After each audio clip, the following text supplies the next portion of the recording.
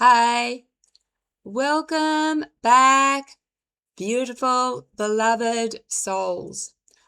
This YouTube channel doesn't fit a particular niche and is celebrating 6 years.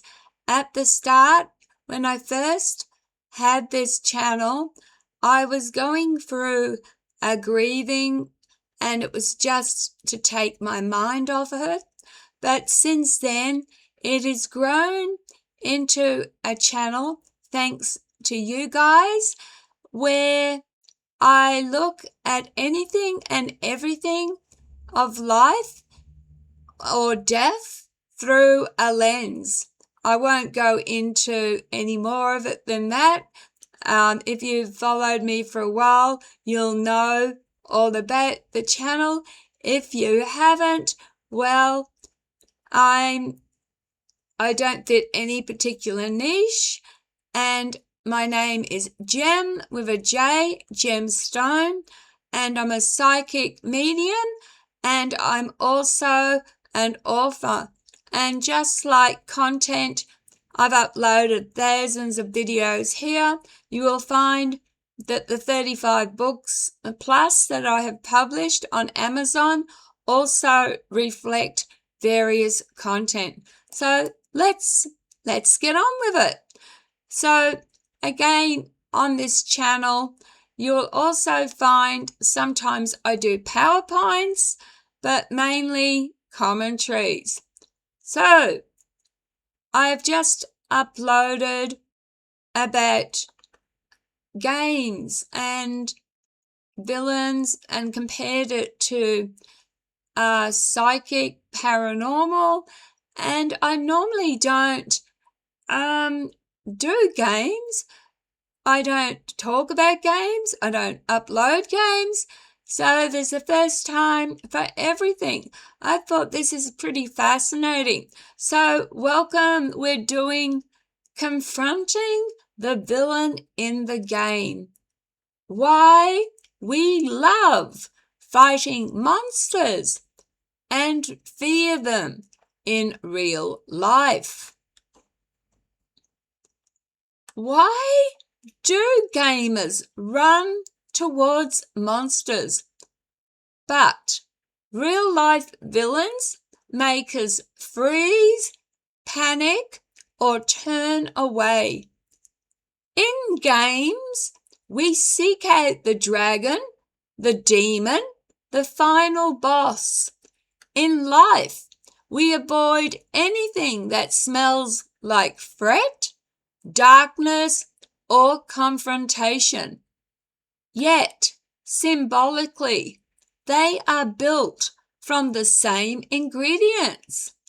In this video, I want to explore why gamers love monsters, how villains evolved from myth into pixels, and whether we, or what we call evil entities, might sometimes be distortions of love, fear, or consciousness rather than external enemies. And I'll say this clearly at the start.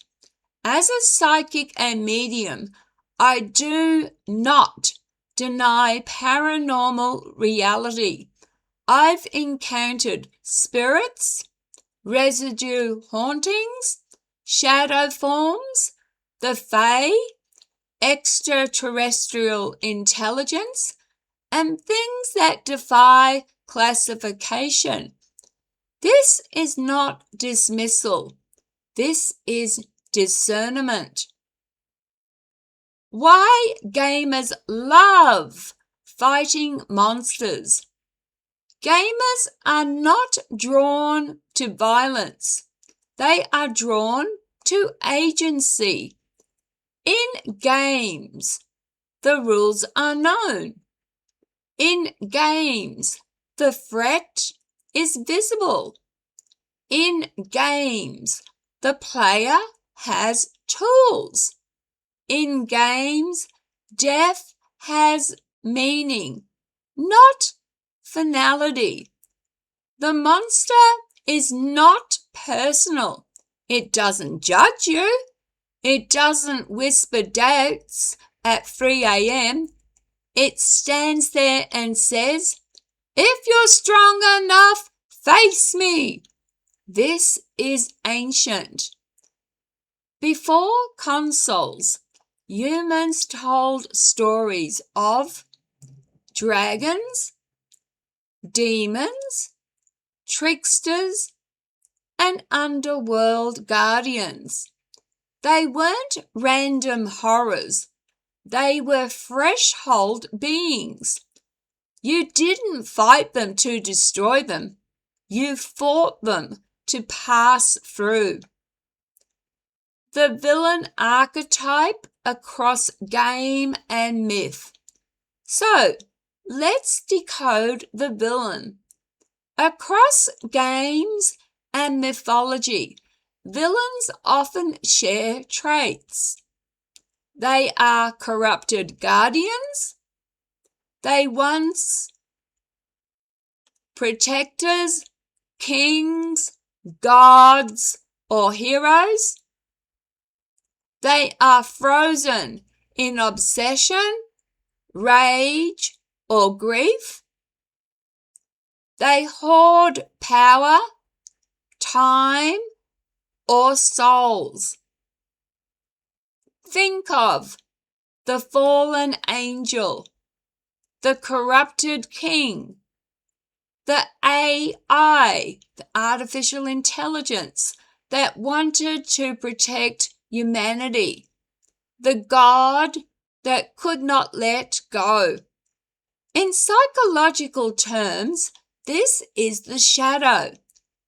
Not evil for the sake of evil, but something split off, wounded and over-amplified. Games let us confront the shadow externally, safely and symbolically. Real life does not come with a health bar. Why game villains excite us, but real ones terrify us? Here's the key difference. In games, you choose the encounter. You expect resistance.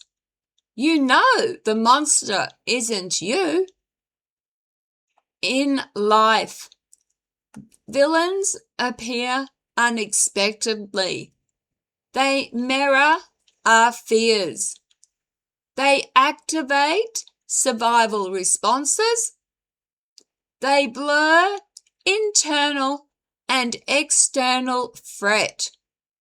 A haunting in a game is entertainment. A noise in the hallway at night hits the nervous system. This is why belief systems matter. Two people can experience the same event. One laughs, one panics, one interprets demons, one assumes stress, one assumes a technology glitch. The experience is filtered through expectation, belief, and an emotional state. So, are psychic messages and entities distortions of love? Here's where things get uncomfortable and interesting. And I touched on this in the last video uploaded, but let's go with it. What if not all confrontational experiences are hostile? What if some are misinterpreted communication, residual emotional energy, projections from heightened sensitivity, consciousness interacting with itself? I've seen genuine spirits. I've also seen how grief, guilt, fear, and attachment can shape perception. When Rob passed, his presence felt gentle, familiar, loving, not demanding, not frightening, not theoretical. Dark encounters feel different. They feed on reaction. And that's something gamers instinctively understand. You don't beat a boss by panicking. You beat it by learning its pattern. Projection, when the inner world shapes the outer. In both psychology and parapsychology, projection is unavoidable. Our internal state can heighten sensitivity, create patterns where none exist, amplify ambiguous stimuli, externalize unresolved emotion. This doesn't mean it's all in your head. It means the head is part of the system.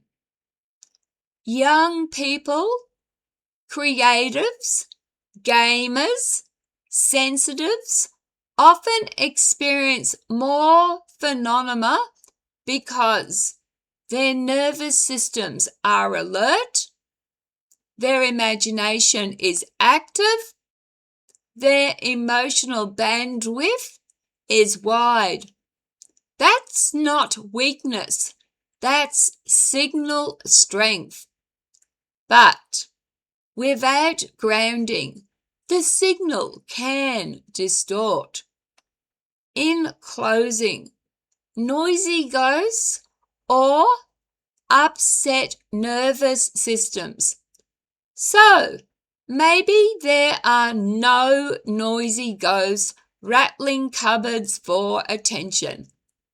Maybe sometimes it's an overstimulated nervous system, a belief filter running unchecked, a shadow asking to be integrated, a fear wearing a mask.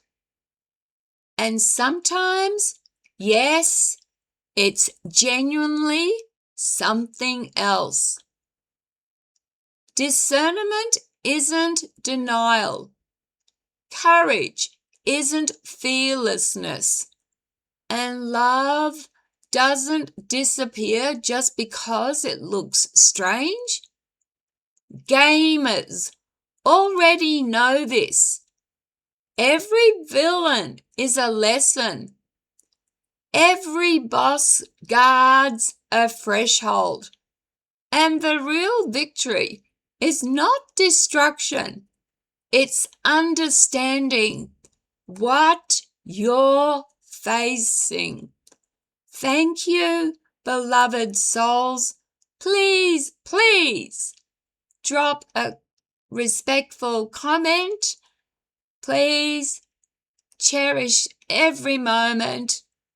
Be kind to each other and take care of yourselves. Love, light, and blessings. Have a good night. You'll see me in a few days' time. Bye.